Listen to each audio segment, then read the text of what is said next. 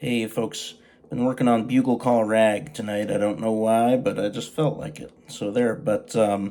Anyway, one of the questions I get asked a lot is how do you put together a solo or a break for a tune that has stuff in it that isn't necessarily your standard banjo stuff. So I figured I'd come up with a solo for Bugle Call Rag that has some of the traditional stuff, but then in that traditional vein has some of the weirder licks that you can kind of take from this and kind of put elsewhere. So the solo sounds like this, and I'm going to play it a little bit under speed because I don't have it up there quite yet. But the solo sounds like this, and I'll break it down.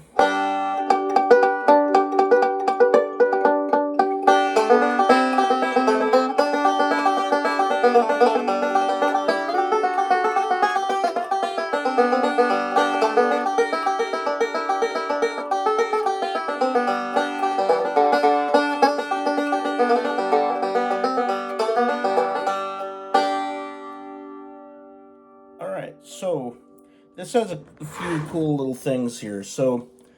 Um, it has obviously, and then we go into this, which is kind of the standard way to start the down the neck break there.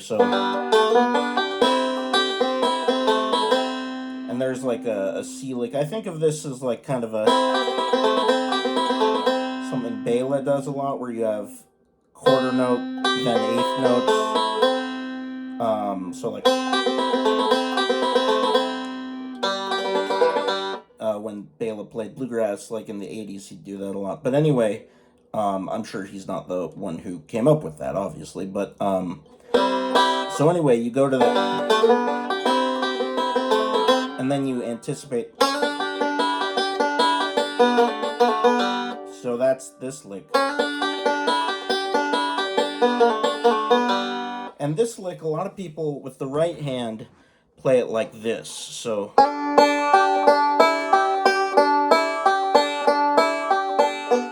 And that's got a lot of index, middle stuff.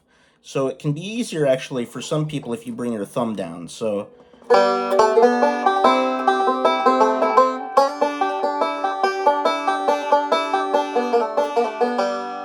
like bringing the thumb down.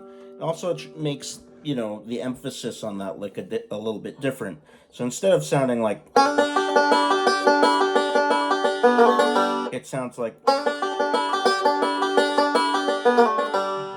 the emphasis is on the notes are in a different place. So then we go into this lick. So that's your classic just D shape. And then we're doing some chromatic stuff. And then you're kind of doing this. So you're taking this shape and chromatically moving it down into this melodic shape, kind of a mixolydian. That thing. So.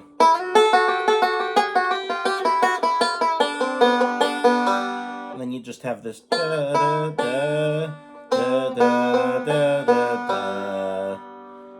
And then you're doing this thing again. And then we're going to this classic Scruggs lick, but what I'm doing is I'm adding this note, the D note there on the third string, so backwards roll, and then this standard thing, fifth string, and then you're going to the third string, so you have that interesting thing. And then so another melodic thing. And you're just going straight down that scale there. And then the classic, any classic tag lick,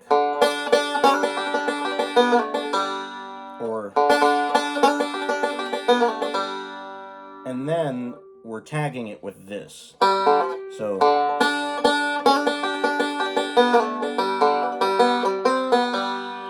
and this is, I believe, a Kenny Baker lick that was showed to me by my good buddy Hiro Arita, who I because I've always been in awe of, and this is one of my favorite licks that I hear him play, so I had to steal it. So sorry, hero. But that lick, you go tag, and then third string you're hitting with the index finger, hammer on, and then when you hit that second string with the middle finger, you're coming up to the fifth string, and it's just a forward roll. So 5, 5, open, then open third string. You can also do it and end on that fretted note. So what are some of the licks here? So there's obviously this one, which you can kind of you can tag anything with it, or put it in other solos like...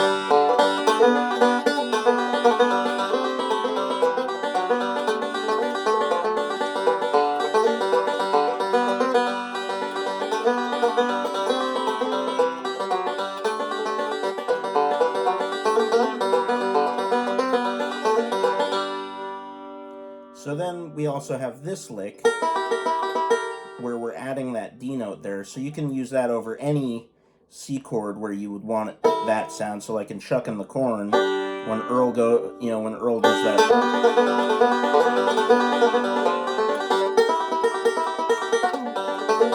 that thing, instead you could go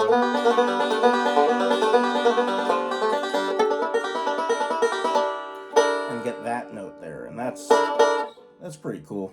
You know, why not? Every once in a while. And then these licks, or just, you can use that in anything, you know, where you're going to a C chord. So like, so if like John Hardy,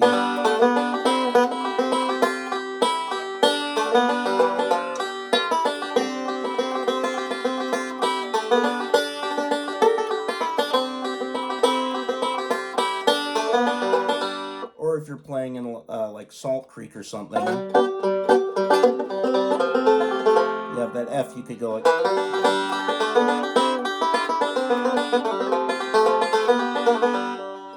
and then you could,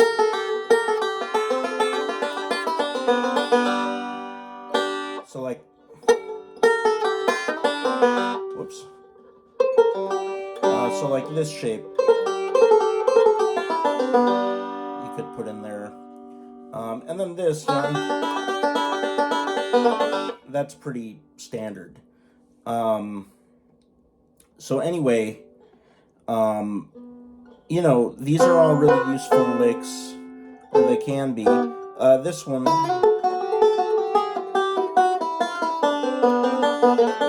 you know, you could put that over anything that's going, you know, from D to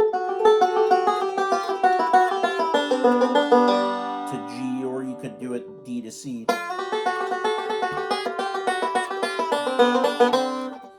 Something like that, and I'm not playing it the same way every time exactly. But anyway, I hope you enjoyed that somehow. You know, maybe you got some licks out of that. Maybe you didn't.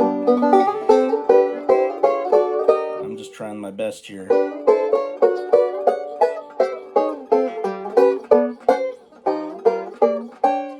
But, you know, it's good to have the banjo in my hands. I've been working a lot, so it's nice to have it out again, so I can play my fun chords here.